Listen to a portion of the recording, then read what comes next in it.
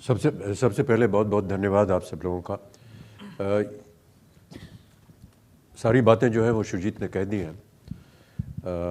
ये जो प्रथा है, जहाँ हमको लगा कि हमें आप लोगों से मिलना चाहिए, बात करना चाहिए, ये मेरी पिछली फिल्म आई थी 3, उस समय हमने इसकी शुरुआत की। कई बार ऐसा होता है कि फिल्म हम लोग बनाते हैं, बनाने से पहले उसके प्रमोशंस में जाते हैं, आप लोगों से मिलते हैं और हाथ जोड़ते हैं, आशा होती है कि आप लोग इसका प्रमोशन करेंगे। लेकिन जब फिल्म रिलीज़ हो जाती है तो आप हमें भूल जाते हैं, हमें आपको भूल जाते हैं।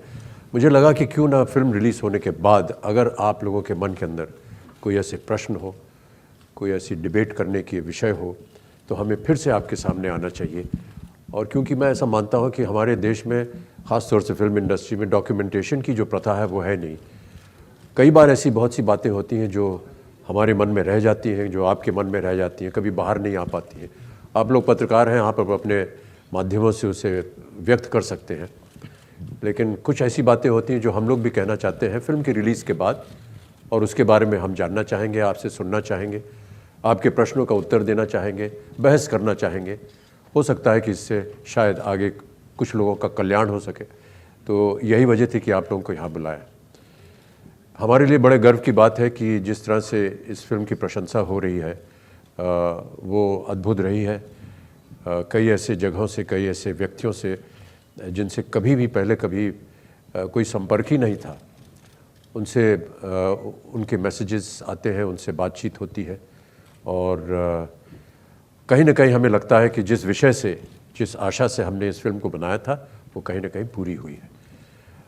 बाकी सब यहाँ पर कलाकार हैं, ये भी आपके सामने उपस्थित है। हम तो चाहेंगे कि अब आप लोग हमसे प्रश्न पूछें और हम आपका उसका उत्तर दें, बहस करें। बहुत सी अच्छी बातें हैं, बहुत सी जो न बातें अच्छी हों वो भी बोलिए, जो भी आपके मन में हो उसे बोलिए, हम उसका उत्तर देने का प्रयत्न करें। जी, यही मैं कह रहा था कि इस बार कुछ अजीब से वाक़या हुए और समझ में नहीं आया कि उनके साथ हम लोग जूझें कैसे, कैसे उसको स्वीकारा जाए। कोई यार हमारी टांग तो नहीं खींच रहा है, कोई ज़बरदस्ती तंज तो नहीं कर रहा है। ऐसा कई बार होता है। हम लोगों का जीवन ऐसा ही है। हम लोगों को जब ज़्यादा तारीफ़ कोई कर देता है तो लगता है यार शायद कुछ गड़बड़ हो गया हमसे। तो यही हमारी फीलिंग्स थी। लेकिन जब बार बार उसी चीज़ को वो कहते गए, मानते गए, तो कहीं ना कहीं हमें लगा कि सचमुच ये जो प्रशंसा है, ये एक सच्चाई है, ये दिल को छू गई है। बहुत अच्छा लग रहा है।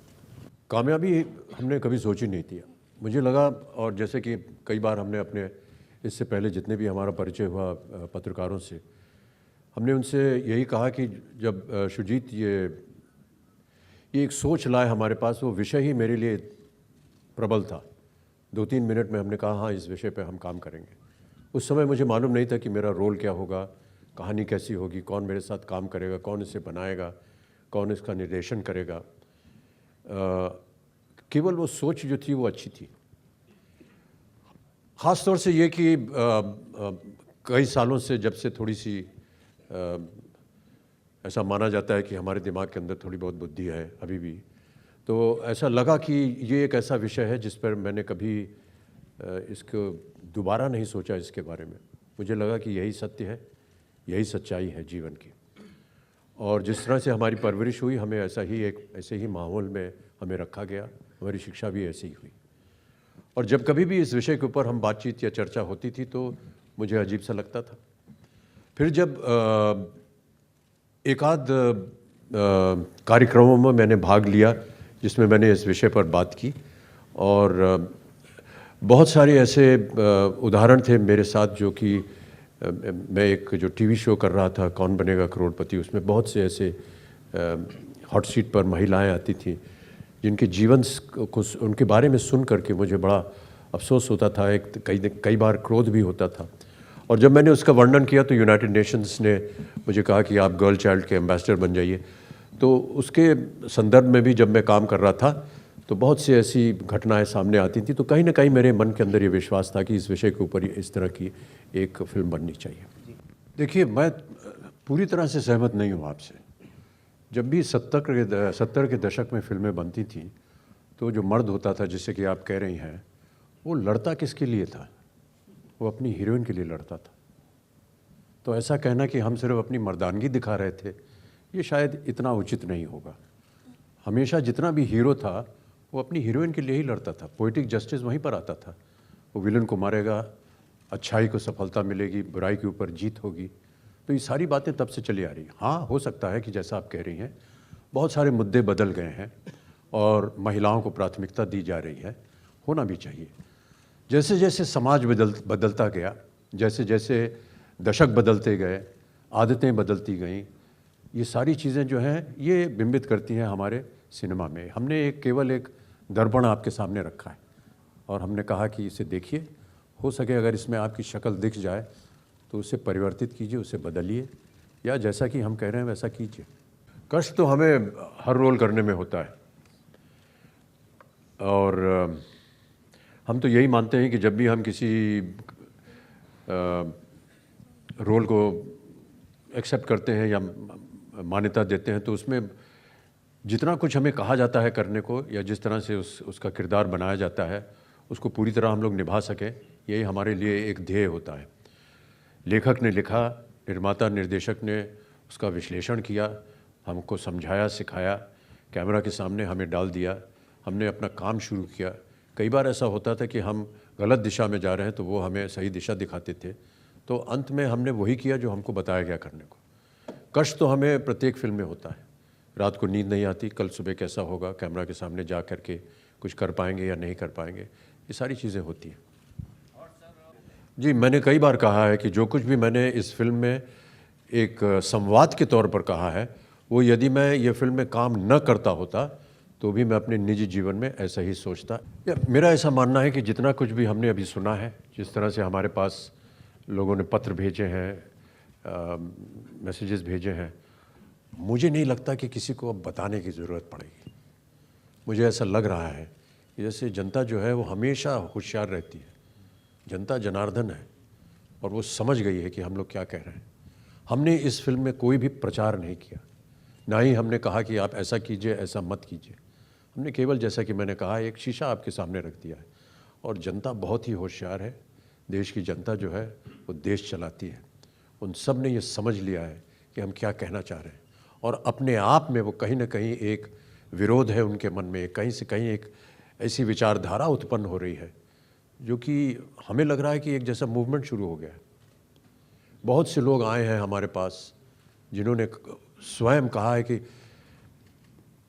मैंने एक फिल्म बनाई थी बागबान, और बागबान बनाने के बाद एक किस्सा हुआ जो कि एक उदाहरण के रूप में मैं आपको बता रहा हूँ। बागबान देखने के बाद एक शख्स ने, जो कि लंदन में रह रहा है अपने परिवार से, भारतीय है, इमिग्रेंट है, अपने परिवार के साथ वहाँ रह रहा है, उसका फ़ोन आया डायरेक्टर रवि चोपड़ा के पास रात को 2 बजे। उसने कहा, सर मैं लंदन से बोल रहा हूँ, मैं अभी अभी आपकी फ़िल्म बागबान देख करके निकला हूँ। मैं आपको बताना चाहता हूँ सर कि मेरे परिवार में मेरे पिताश्री से झगड़ा हो गया। मैं 25 साल से उनको मिला नहीं और देखा नहीं, हालांकि हम एक ही शहर में रहते हैं। मैंने अभी अभी आपकी फ़िल्म देखी है और मैं अभी अभी जा रहा हूँ अपने पिता के घर, पहली दफ़ा 25 साल के बाद, और जा कर के उनसे बोलूँगा आई एम सॉरी। इस तरह की भावना जो है, मैं ऐसा उम्मीद करता हूँ कि इस फिल्म पिंक के बाद बहुत से लोग इस विचार को सोचेंगे और ध्यान में रखेंगे कि जो कुछ भी हमने इसे ज़बरदस्ती दिखाने की कोशिश नहीं की, केवल जैसे कि मैंने कहा है एक दर्पण दिखाया है, उसके ऊपर सोचेंगे, विचार करेंगे। और अभी दिल्ली में हम लोगों ने बहुत से ऐसे शोज़ रखे जहाँ पर बहुत ही विख्यात लोगों ने इसे देखा, लॉयर्स ने देखा, बिजनेसमैन ने देखा, राजनीतिज्ञों ने देखा। सबके मुंह से एक ही आवाज़ निकली है कि यार ये हमें कुछ करना चाहिए इसके बारे में। Amitabh sir, on your left, sorry on your right, so इधर इधर। Hi sir, Unnati from mid day. बैठ जाइए madam ji. Thank you, sir. Amit sir and Sujit sir, first of all, congratulations for the grand success of the movie. Sir, Amitabh sir, आपसे question था। आपने इस movie के बाद अपनी नव्या को एक लेटर लिखा था सर। सो आज की पीढ़ी के हिसाब से आप उनको क्या कहना चाहोगे? अगर एक कलाकार एक मूवी करने के बाद उसका एक इम्पैक्ट होता है उस कलाकार पे। So we believe, sir, that if you say something to the coming generation, I think it would make a big difference. So. Yeah, I think that there were a lot of questions asked as to why you wrote that letter and whether this was a farce or a deliberate promotional technique. You can look at it whichever way, but let us tell you how we actually arrived at that. While we were promoting the film, there were many interviews that we were doing. And each interviewer, all of you, some of you are here, were wanting to know what is Pink, what is this film about, and we were unable to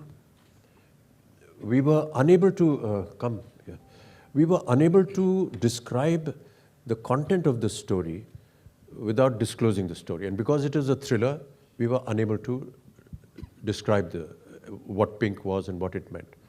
Shujit said that, why don't we take the essence of the film and put it in a form of a letter, and why don't you write it to your granddaughters? It'll be a nice gesture, and it'll be something that we will be able to convey to the audience without revealing the letter. So what you saw in the letter was actually the essence of Pink.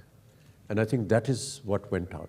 Yes, it worked as a good promotional device, but then, promotional activity is a very wide term, and we can have a discussion on that if you like today. But it's a very wide term. I mean, even let's not get into that. But yes, the letter was emotional. It was, I felt that it addressed all daughters, all granddaughters, and I had such an immediate reaction from my own daughter and my own granddaughter the moment that letter went out, even though they were out of the country. And I got such an immediate reaction, which normally I mean, yes, we talk to each other almost every other day, but this was so immediate that it conveyed to me that कहीं ना कहीं ये बात उनके घर कर गई. मेरी पोती ने, जो कि अब न्यूयॉर्क में पढ़ रही हैं, वो 18 वर्ष की हैं, उन्होंने इमीडिएटली मुझे फ़ोन करके कहा कि नाना आपने जो लिखा है, I promise you that I will follow exactly this. And my daughter, who said that, I've been trying to teach Navya all this for so many years, and I'm tired of telling her all this, and just through one letter you have conveyed what I had wanted to do for so many years. So I think that it had an immediate impact, and I hope that many other granddaughters and daughters. There's been a lot of discussion about capital punishment. कि ऐसे लोगों को hang किया जाए या capital punishment होनी चाहिए या नहीं होनी चाहिए. And there also there have been 2 or 3 opinions about capital punishment.